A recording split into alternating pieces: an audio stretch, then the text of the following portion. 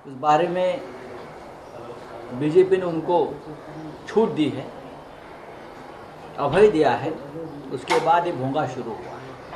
1.5 साल तक इस पार्टी का भोंगा बंद था और हिंदुत्व के बारे में हमें कोई सिखाने की ज़रूरत नहीं है।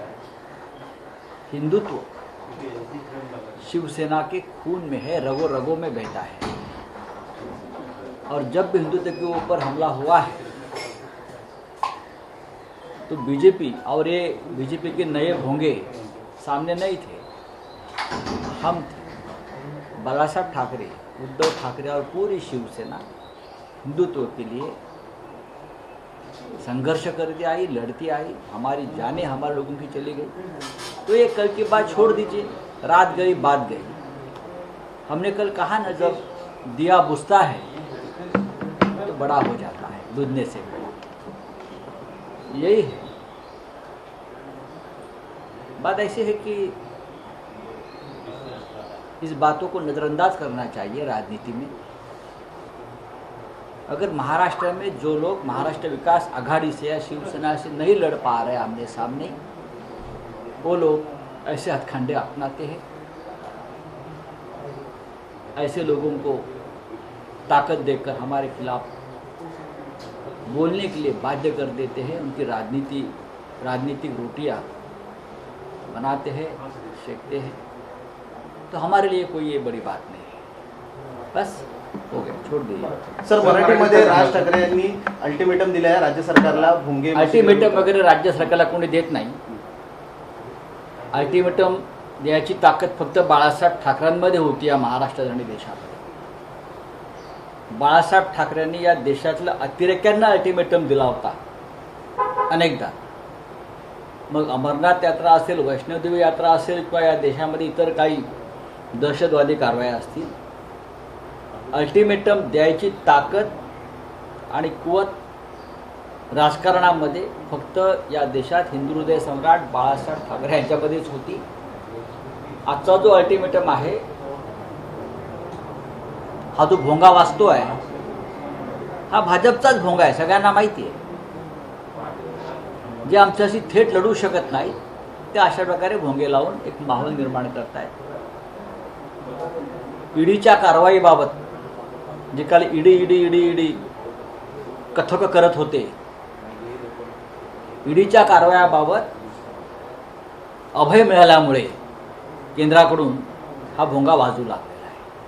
आम्ही सामोरे जातो, आम्ही लढतोय खोट्या कारवायांबद्दल। त्याच्यामुळे आम्हाला चिंता नाही। आमच्या नकला करा, आमच्या मिमिक्री करा, आमच्या विषयी खोटं बोला। शिवसेना आणि महाविकास आघाडी ही भक्कम आहे, मजबूत आहे। एका वैफल्यातून, निराशेतून अशा प्रकारचे भोंगे वाजतायत। भारतीय जनता पक्षानं जेव्हा भोंगे वाजवले आमच्या विरोधात, त्या भोंग्याचा उपयोग झाला नाही, म्हणून नवीन भोंगे लावले। त्याचाही काही उपयोग होणार नाही। काल असं मी ऐकलं की संजय राऊत हे शिवराळ भाषा देतात, बोलतात। होय, बरोबर आहे। खरं म्हणजे मी ज्या संदर्भात ती शिवराळ भाषा वापरलेली आहे, त्या शिवराळ भाषेचं काल कौतुक व्हायला पाहिजे होतं, कारण ते मराठी अभिमानी म्हणून कालपर्यंत मिरवत होते। महाराष्ट्राच्या अस्मितेचे, मराठी माणसाच्या स्वाभिमानाचे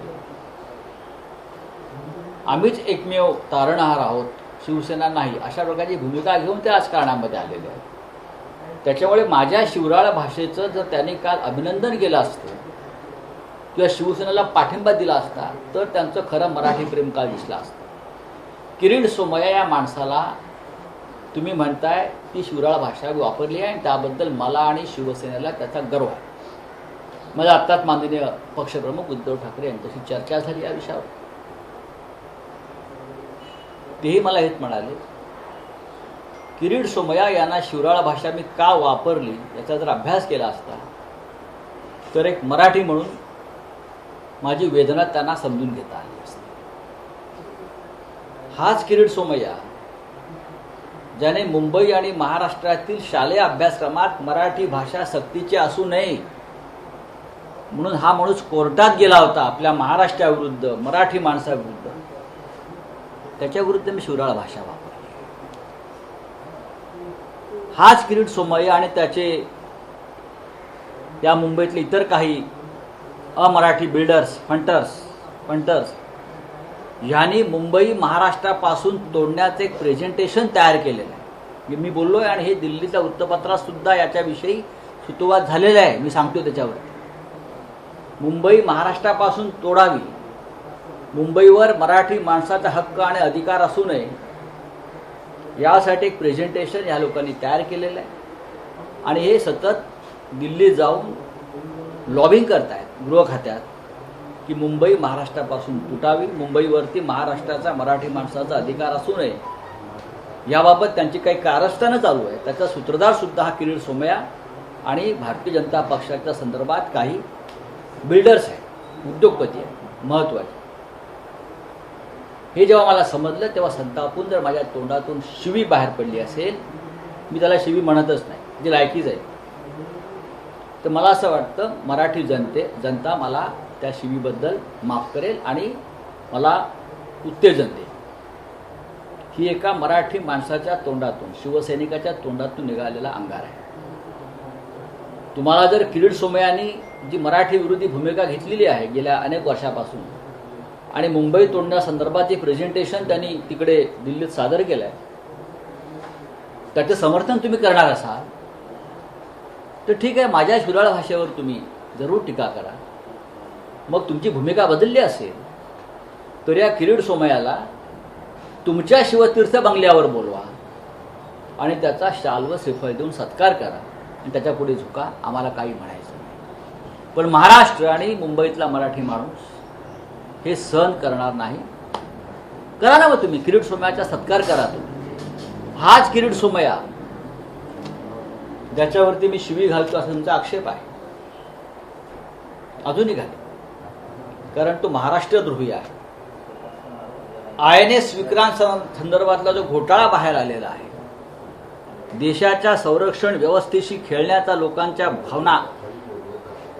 भावनांशी खेळण्याचा, INS विक्रांत वाचवा या नावाखाली कोट्यवधी रुपये घेऊन हडप करणारा भाजपचा किरीट सोमय्या हा तुम्हाला प्रिय असेल, त्याला मी शिवी घातली तर तुम्ही जरूर त्याला बोलवा आणि त्याला एखादं महाराष्ट्र तुमच्या वतीनं व काय कुठलं पदक द्यायचं असेल, तुमचं खाजगी काय असेल तर देऊन टाका त्याला. तुमचं रत्न म्हणून काय त्याला मिरवायचं असेल त्याच्या गळ्यात ते पदक घाला. या महाराष्ट्रद्रोहाच्या हे ढोंग आणि हा भंपकपणा चाललेला आहे तुमचा. आणि हा भंपकपणा काल पुन्हा एकदा स्पष्ट झालेला आहे. एका द्वेषातून विद्वेषातून तुम्ही हे सगळं बोलताय. हे तुमचं नसून कोणीतरी तुमच्या तोंडाला आपल्या पक्षाचा भोंगा लावलाय. तुम्ही फक्त फुंका मारताय आतमध्ये आणि तो आवाज येतो. महाराष्ट्राच्या जनतेला याच्यामध्ये अजिबात रस नाही. यास जर कोणी महाराष्ट्रावरती किंवा मुंबईवरती अशा प्रकारे थुंकण्याचा प्रयत्न करत असेल तर माझ्यासारखा प्रत्येक शिवसैनिक, मराठी माणूस हा अशाच प्रकारची शिवराळ भाषा वापरेल. अशाच प्रकारची शिवराळ भाषा संयुक्त महाराष्ट्राच्या आंदोलनामध्ये, सीमा लढ्याच्या आंदोलनामध्ये, आचार्य यात्र्यांपासून माननीय बाळासाहेब ठाकरेंपासून आणि प्रबोधनकार ठाकरेंपर्यंत वापरण्यात आलेली आहे. ज्याला जी भाषा समजते त्या भाषेतच उत्तर द्यावं असं आत्रे आणि ठाकरे या दोन आमच्या दैवतांचं म्हणणं होतं. तुम्ही त्यांना दैवत मानत नसाल, तुमचे म्हसोबा आता बदलले असतील, तुम्ही दुसरे शेंदूर लावून फिरत असाल, तो तुमचा प्रश्न आहे. तुम्ही आम्हाला अक्कल शिकवू नका. तुमची अक्कल 1.5 वर्ष ईडी कार्यालयात घाण पडली होती, ती काल सोडवण्यात आल्यामुळे तुमचे भोंगे वाजू लागलेले आहेत. हे भोंगे महाराष्ट्राची जनता बंद करेल. धन्यवाद. हिंदी में जानना चाहेंगे कि कल राज ठाकरे ने जिस तरह से आपके ऊपर टीका की, मैंने इस बारे में हिंदी में मेरा बयान दिया है. ये टीका मेरे पे नहीं है, क्रिटिसाइज मेरे पे नहीं है, महाराष्ट्र के ऊपर है. त्यांनी अशी एक टीका केलेली की राऊत सेनेत आहेत की राष्ट्रवादीत आहेत हे आम्ही महाविकास आघाडीमध्ये आहोत. आम्ही महाविकास आघाडीमध्ये आहोत आणि शिवसेनेचा मुख्यमंत्री आहे. प्रखर हिंदुत्ववादाचा विचार आणि त्याचबरोबर मराठी बाणा हा शिवसेनेचा कायम आहे. महाविकास आघाडीत असून सुद्धा माननीय उद्धव ठाकरे शिवसेना पक्षप्रमुख हे आजही प्रखर हिंदुत्वाचा विचार आणि भूमिका मांडतायत. हा त्यांचा पोटशूळ आहे, तो तसाच राहू द्या.